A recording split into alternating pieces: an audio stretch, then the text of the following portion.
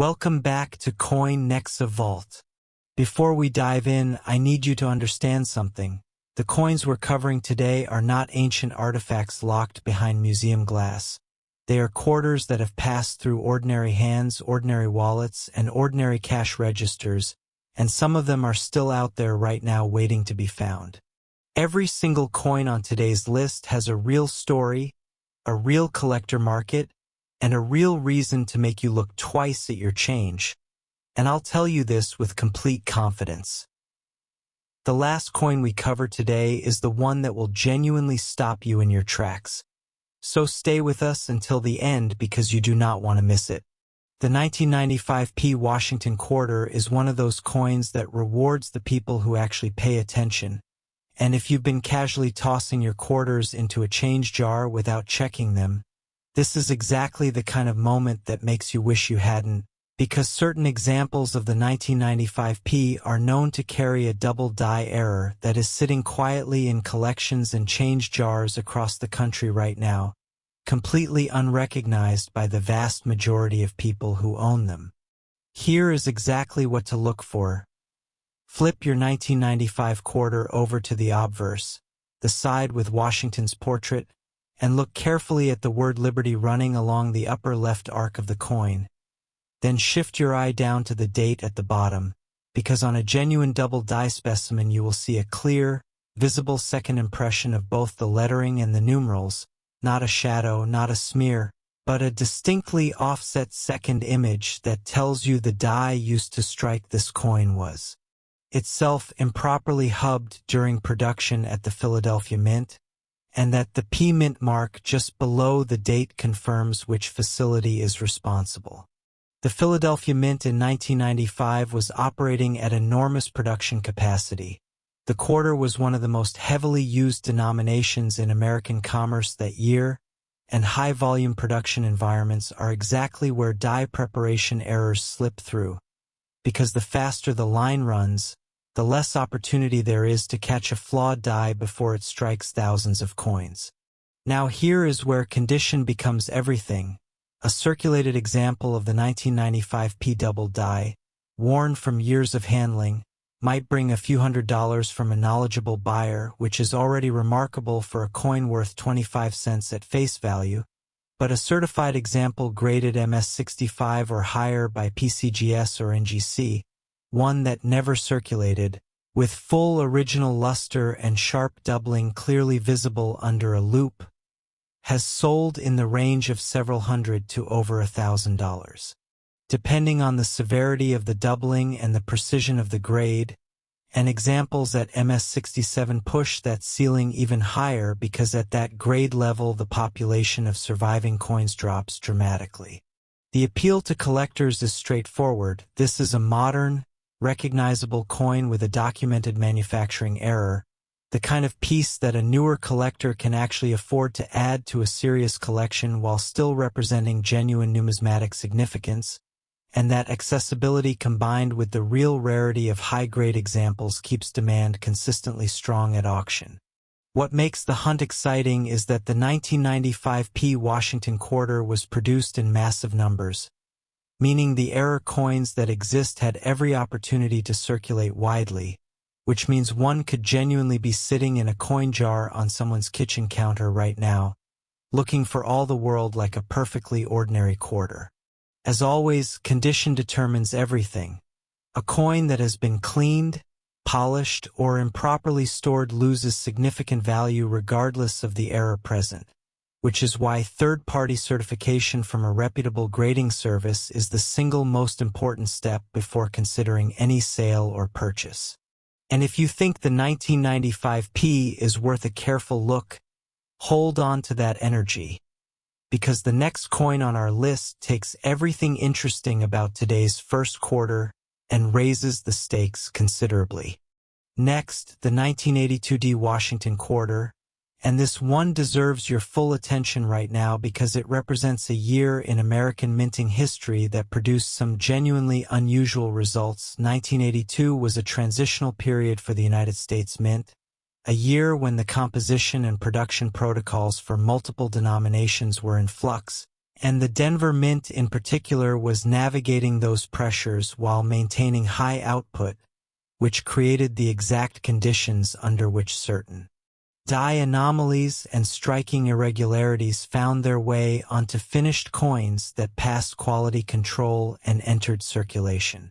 The specific detail you are looking for on the 1982 D Washington quarter is found at the mint mark itself. The small D sitting just to the right of Washington's ribbon bow, below the portrait, because a subset of 1982 D quarters were struck with a repunched mint mark, meaning the D was punched into the working die more than once at a slightly different angle or position, and when you examine this area under a 10-power loop, you will see the ghost of a second D impression overlapping the primary one, offset either to the north, south, or at a slight rotation depending on the specific die pair involved. This is not a detail you can spot with the naked eye from across a table. You need to hold the coin at a slight angle under a direct light source and let the relief of the mint mark area speak for itself, because the repunching creates subtle but unmistakable tool marks in the field around the primary D that a trained eye recognizes immediately. In certified mint state condition, specifically MS65 and above with full luster and no post-mint damage, a documented 1982 D repunched mint mark quarter commands real collector interest, with certified examples in that grade range trading in the several $100 territory. And at MS66 or MS67, the combination of rarity and grade premium pushes values higher still, because surviving high-grade examples of any 1982 Denver quarter are scarcer than the raw production numbers might suggest. Many circulated heavily during the economic activity of the early Reagan era and simply were not preserved. The historical context here is worth a moment of your time. 1982 was also the year the cent composition changed from copper to zinc, and the mint's attention and resources were significantly occupied by that high-profile transition, which may well have contributed to less rigorous die inspection for other denominations produced that same year, making the repunched mint mark variety on the 1982 D quarter a quiet but genuine product of that chaotic production environment. Collectors who specialize in Washington quarter varieties treat the 1982 D as a sleeper, a coin that hasn't achieved the mainstream recognition of some other era quarters but that specialists know to hunt for specifically, which means the market for top-grade examples remains strong among the people who understand what they're looking at. Have your 1982 quarters checked, particularly any that you notice still have visible luster suggesting they spent little to no time in circulation. And remember that any coin you're considering having evaluated should go to a professional grader rather than being cleaned or handled excessively, because the surface preservation is a significant part of what makes these coins valuable. What's coming next in today's video is the coin that ties this whole list together. And I promise you the 1980 D Washington quarter story is the one that will stay with you long after this video ends. Next, the 1980 D Washington quarter, and this is the coin I want you to think about most carefully today, because the 1980 D sits at an intersection of era variety, historical production context, and collector demand that makes it genuinely special among modern Washington quarters. And if any coin on today's list has the potential to be hiding in a forgotten roll of change in your home right now, this is the one. The key thing to examine on a 1980 D Washington quarter is the obverse die. Specifically, look at the area immediately surrounding the date, 1980, in the lower right of the coin, and then look at Washington's ear on the portrait, because the most significant variety known on this issue involves a strong double die obverse where the doubling is most dramatically visible at the date numerals and at the fine detail of the ear canal on the portrait, giving the coin a doubled appearance in those two zones that is immediately obvious to anyone who holds a loop to it. Position the coin so light rakes across the surface at a low angle, and look for what appears to be a faint second set of date digits just inside or outside the primary digits. On the most pronounced examples, the 0 at the end of 1980 shows the clearest separation, And the one at the beginning also displays visible offset that confirms you're looking at a genuine double die rather than a struck-through or die abrasion artifact.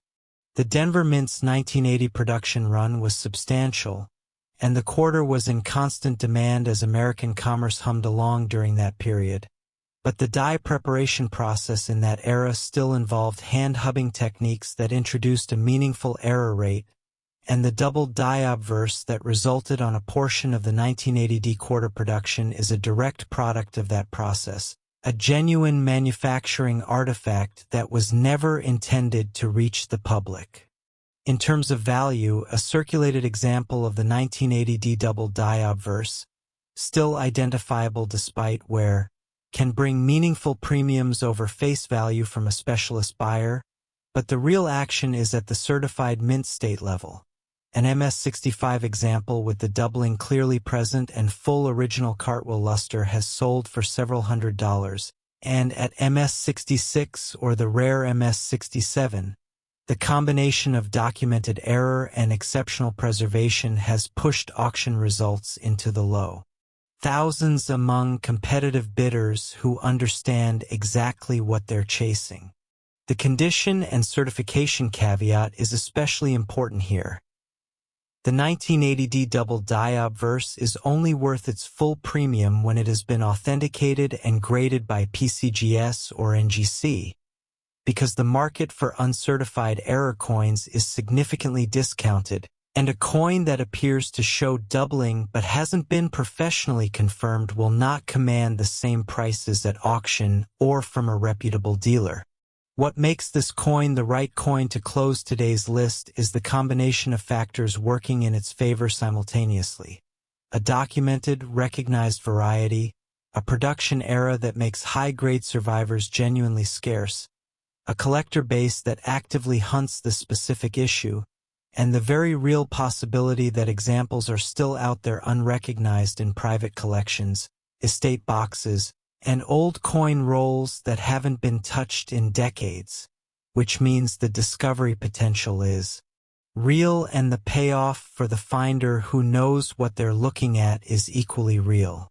The 1980D Washington Quarter is not a coin for someone chasing headlines. It is a coin for someone who does the homework, looks in the right place, and has the patience to find something that most people walk right past. And that kind of find is exactly what this channel exists to help you make. If you've got a coin like any of these sitting at home, drop a comment and let me know.